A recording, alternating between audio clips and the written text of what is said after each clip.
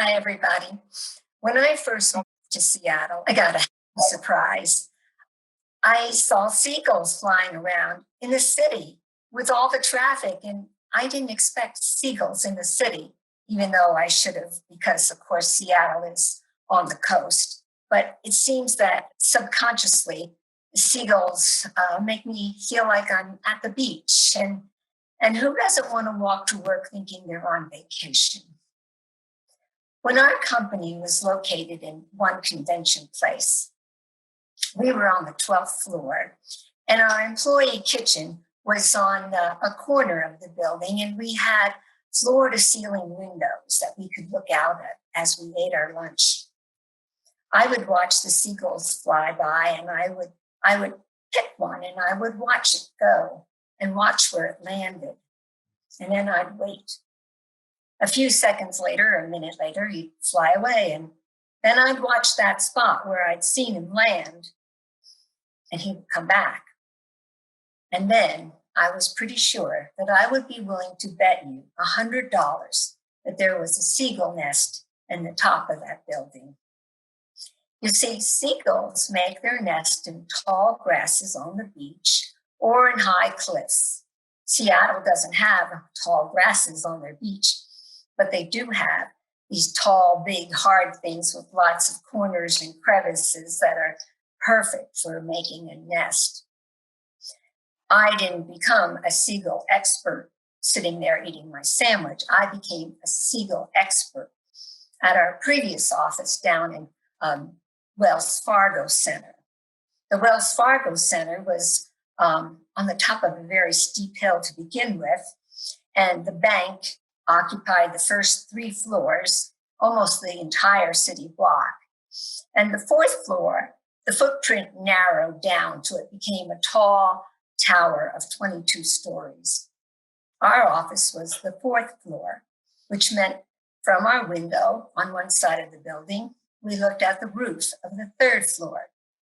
Now, you would think this was not the best amenity, but it didn't matter, because when you walked into that office and you looked up and you looked at that window, you saw the most glorious view of the Olympic Mountains, unless it was raining.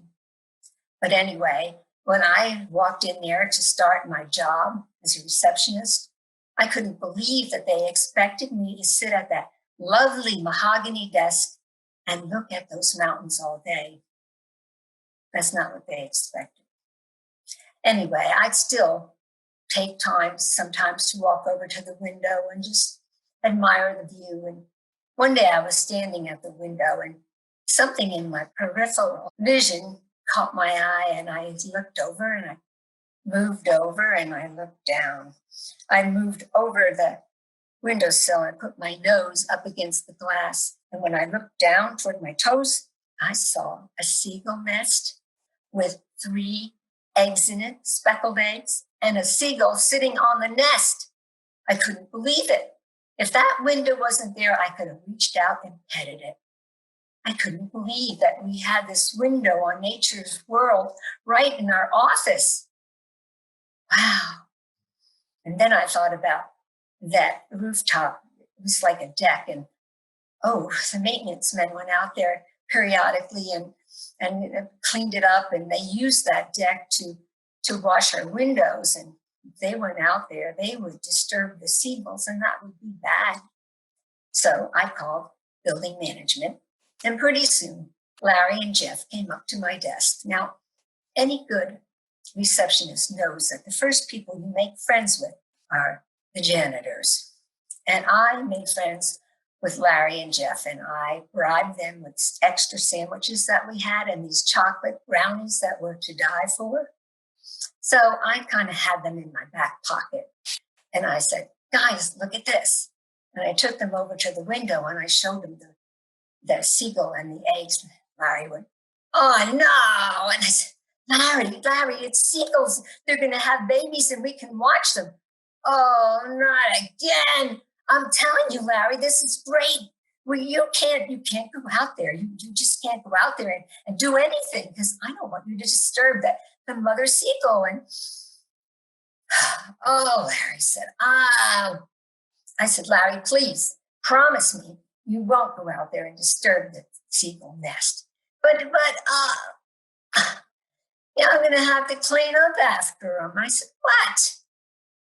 A nest? If you want, I'll go out and take care of the nest after they fly away myself. Now, please promise me. And they did. They said, you got a deal. So now that I had the seagulls safe, I thought I'd tell someone. And I told one person, and then I told two persons, and they told four persons and six persons. And soon the whole entire office was at the window trying to see the seagulls. Only problem was you could only see the seagulls from that 1 square foot in the corner. If you put your nose up against the glass and look down, they were pushing and shoving and yelling at each other and cursing. And oh, it was terrible. And I knew I had a seagull situation on my hands. And I knew exactly what I would do. I would make a seagull system. I was very good at systems. I already made systems that ran that office like a clock. For instance, almost 100% of us took the bus to work because the company gave us vouchers that we could buy a bus ticket with. I had to figure out how many vouchers to buy and how many denominations, like $5, $10, $15, $20, times 100 employees, and they all didn't get the same amount. It depended on where you live, and I figured that all out. Of course, now you're at work and you have to go out to a job site. You can't take the bus. So we had 6 cars in the basement, and I had a system for that. Every car had a pouch, and in that pouch was a key and credit cards and a spreadsheet where you could put your name and the job number, the time you left, the time you came back, how much gas was left in the car, and most importantly, where you parked the car. Of course, you might want to take pictures while you're out there. We had digital cameras, and I had pouches for them and batteries and like a library system. So a seagull system, piece of cake. Let's see. I wanted it to be fair, and I wanted to give every single employee their private seeing seagull time. So I eliminated the hours from 8 to 9 and 4 to 5 because I knew we didn't punch time clocks and not everybody came in on time and not everybody stayed till 5. I knew that. And I eliminated the lunch hour, which ran from 11:30 to 1:30 for the same reason we didn't have time clocks. Now I figured out that I had exactly the right number of minutes to give each employee 3 minutes of their own private seeing seagull time. But now I had to stage the set. I took duct tape and I made a square, that 1 square foot on the rug, so the person would know where to stand for optimal viewing. And then I took caution tape, that yellow stuff, and I wrapped it around the furniture and I stapled it to the, oh no, I didn't do that. I used tape, the windowsill and the chair and the coffee table so that no one could bother you while you were watching the seagulls. And then I cut everybody's name and I pulled them out one at a time and I plugged their name into each of the times that I had available. I sent the email out. I posted the schedule. Everybody knew how it was supposed to work. And things went pretty well for the first couple days. Well, with every system, there are some issues, and people would come and say, oh, but I have this important meeting and I'm going to miss my seagull seeing time. And could you give me a different time? Or could I switch with this person? Or I couldn't get off the phone and I'm willing to come at lunchtime. Sure, I can accommodate you. But first, you have to accommodate me. Yes, I had a tip jar. Every self-respecting receptionist should have a tip jar. What? You don't believe me? Well, listen to this. The mail went down at 3 o'clock. And after 3, some little lady would come up and say, "Oh, I forgot. I didn't get done on my computer. Blah, blah, blah. Could you run this down to the mailroom?" Glad to. And then I ordered lunches. Now, the restaurant was really nice to us. All I had to do was fax, tell them I wanted 12 or 24 sandwiches. They always gave me a variety of bread and meat, tomatoes and lettuce, mustard and mayonnaise on the side. It was easy. But then I'd get somebody, "Oh, I need to have a vegetarian sandwich. Could you please call the restaurant and order me a vegetarian sandwich?" Of course I could, even though it was a royal pain. And then the worst one, when you forgot to put the number of the parking space in on the car sheet. And I had to go down to the basement looking for a Windstar van. That was a big tip. So, Seagulls, you want to change your time? Fine. I did not know that it took seagull eggs 24 days to hatch. 24 days, I'm going out of my mind. But the best part about it was I figured Joe and I had enough money to go out for a nice dinner. Finally, the little chicks hatched, and they had this brown little speckled downy feathers, and they toddled around, and I could tear up the seagull feeding schedule because now you could see the seagulls from any window on that side of the building.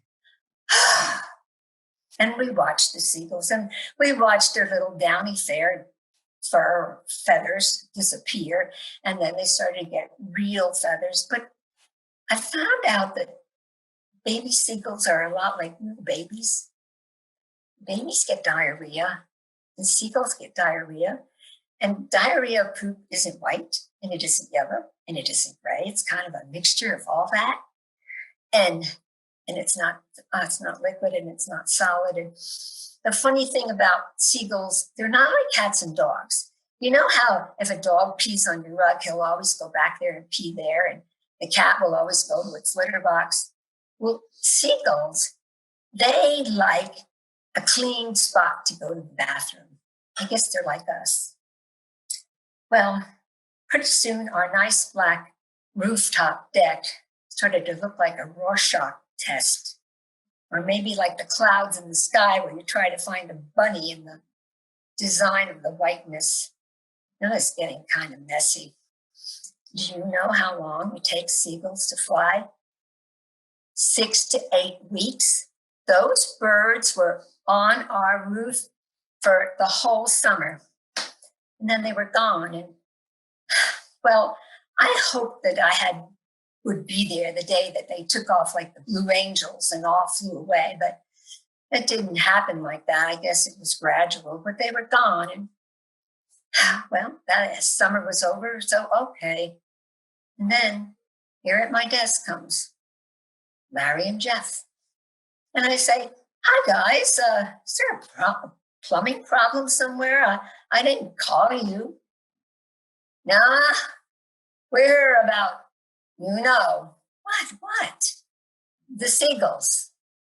They're gone." "What do you mean?" "Well, you said you would clean up after them." I did? "Yeah, and we brought everything you need in this cart." They had rubber boots, they had face masks, they had brooms, they had shovels, they had soap and disinfectant. And I said, and they had boots. And I said, I can't go out there. Who'll answer the phone? And besides, I have a suit on. I'm wearing heels. And Larry said, "That's what the boots are for." I said, please guys, don't. I'll give you sandwiches forever. I'll give you all the brownies." "Nah. Mm-mm." And then Larry's eyes drifted to the side of my desk. And he said, "Well, maybe if you tip us." And I had to empty my tip jar in order to get the roof cleaned. And that's my story about seagulls in Seattle. Thank you.